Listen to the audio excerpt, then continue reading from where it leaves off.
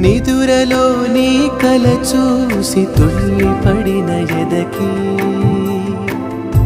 ఏ క్షణం ఎదురవుతావో జోల పాటవై ఆకలని అడగక ముందే నోటి ముద్దు నువ్వై ఏ కథలు వినిపిస్తావో జాబిలమ్మ